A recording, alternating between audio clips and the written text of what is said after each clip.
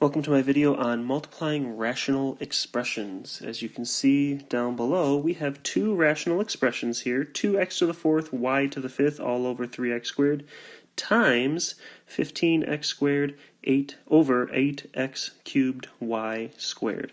Now there's a couple different thoughts on how to go about doing this. One thought is to just multiply top times top, multiply bottom times bottom, and then simplify from there.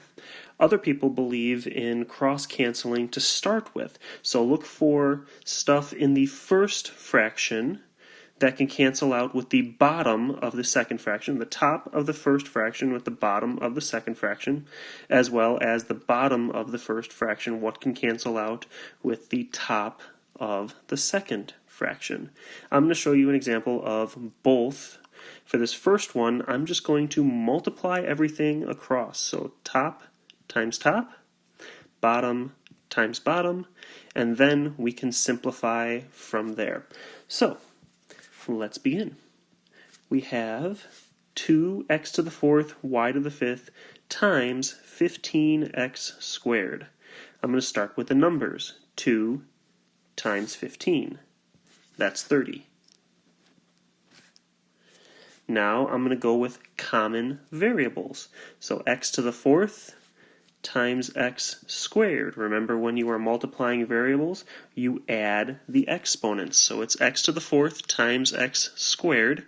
4 plus 2 is 6. So I have 30x to the sixth. And then I have y to the fifth over here, and there isn't a y term over here. So since there isn't a y term on the top, the y to the fifth is just going to stay as it was. So y to the fifth. Our top multiplication is complete. Now we'll do the exact same thing on the bottom. 3 times 8 gives me 24. X squared times x cubed would be 2 plus 3, so x to the fifth. And then, just like the last time, there's a y squared over here. There is no y on the bottom in the first fraction, so it's just going to stay y squared. And now we have multiplied them together, but we also want to simplify them. So we are going to have to simplify them by finding the greatest common factors amongst the coefficients and then simplifying the variables. Let's move this over a little bit. Let's start with the variables, because the variables are usually, in my opinion, easier. So let's start with the x's. I have x to the sixth over x to the fifth. Just like we might have seen in the simplifying rational expression videos, we're going to subtract because they are on top of each other. So 6 minus 5 is 1. The bigger number was on top, so we're just going to have an x on the top. 1x, x to the first power.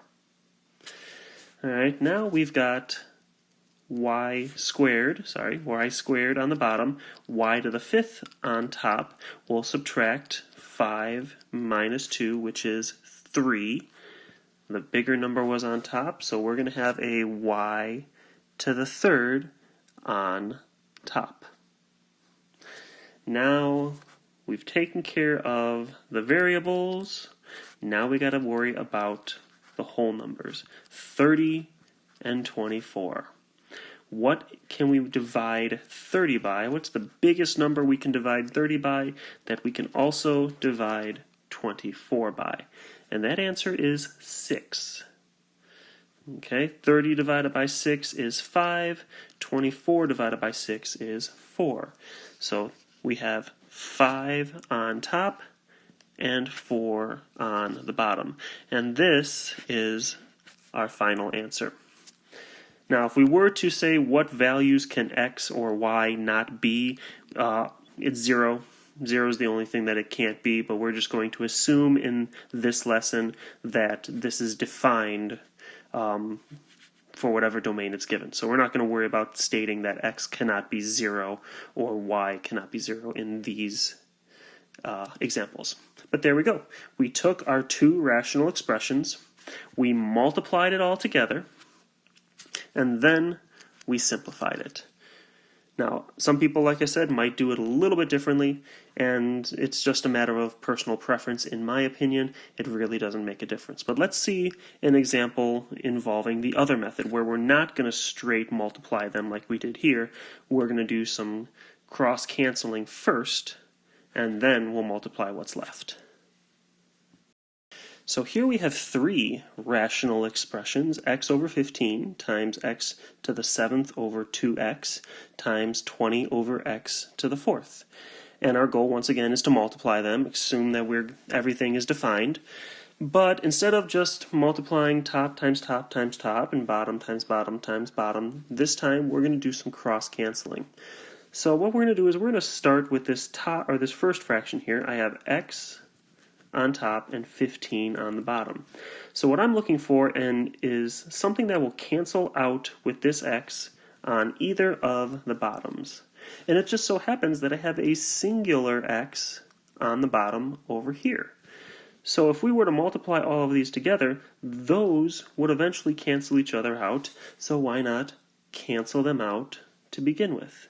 This is replaced by a 1, and then the 2x just becomes the 2. So we've done a little bit of simplifying already. Now I've got x to the 7th up here, and I have x to the 4th over here. Well, I can do pretty much the same idea. When we multiply these across, some of these are going to get canceled anyway, so we'll end up with an x to the 7th over an x to the 4th. So we can cancel out all four of those x's, and instead of having 7, now we have 3 of them. So we've taken x to the 7th and taken away x to the 4th from it. And that's going to give us x to the 3rd. Alright, and then finally, what can we do with the numbers we have left? Well, 20 and 2, those are easily divisible. So 20 divided by 2 would give me 10. So cancel out the 2, cancel out the 20, and make it 10. And then is there anything that 10 and 15 can be divided by? You're right, we can divide them both by 5. So if I divide 15 by 5, I get 3. If I divide 10 by 5, I get 2. Ooh, and look what that did. Now, on the top, I have 1 times 2, so that is 2. I have x to the 3rd, which is x to the 3rd, all over. What's left on the bottom? Well, that's gone completely, that's gone completely. I have a 3. So my final answer here is 2x cubed all over 3. So there we have it. One method involved just multiplying everything straight across, top times top, bottom times bottom, and then simplifying. And the other method simplified first and then multiplied across. It does not matter which approach you take.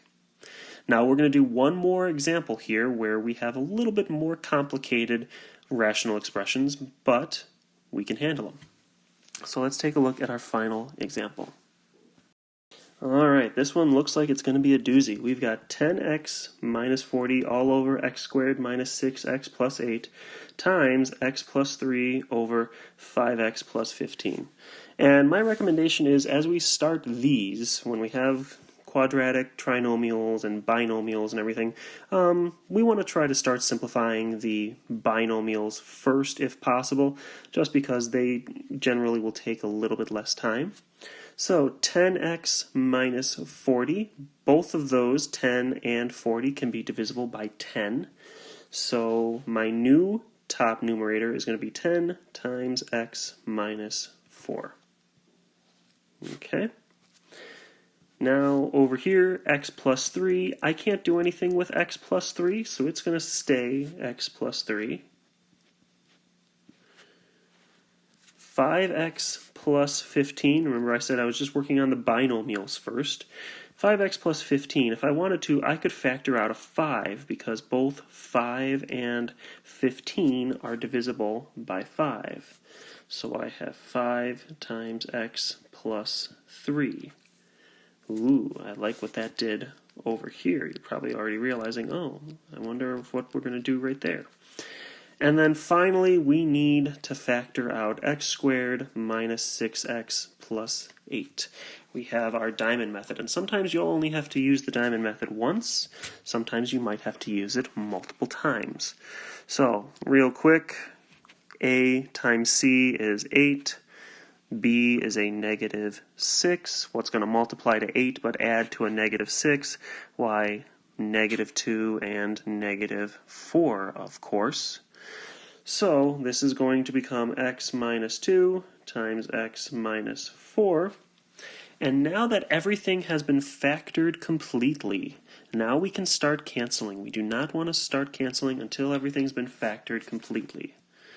So, look what we have over here. I have an x minus 4 on top, and I have an x minus 4 on bottom. Doesn't matter that it's not over here. The fact that one's on top and one's on bottom is enough to cancel them. So that cancels out that. Same thing with the x plus 3's over here. X plus 3 on top, x plus 3 on the bottom. So those cancel out, and since there's nothing left up top, we replace it with a 1. Now, the only things we have left is a 10, a 1, an x minus 2, and a 5. Well, in the very end, if we were to multiply this right now, we would have a 10 on top of a 5. And what is 10 over 5? It's 2. So I can cancel those out right now. The 5 is gone. Nothing's left on the bottom, so this is just a 1 on the bottom. And 10 is a 2. So really, on the top I have 2 times 1, which is 2.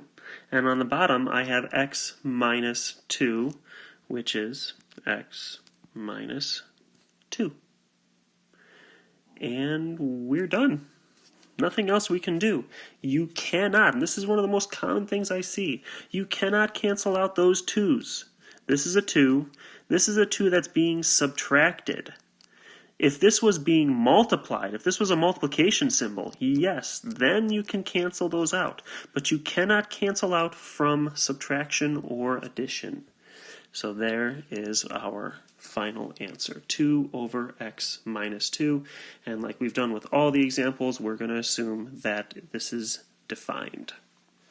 So we don't have to worry about when it is not. And there we go. There's how we multiply rational expressions. The next video is going to be dividing rational expressions, which will look very similar, except we have a new first step.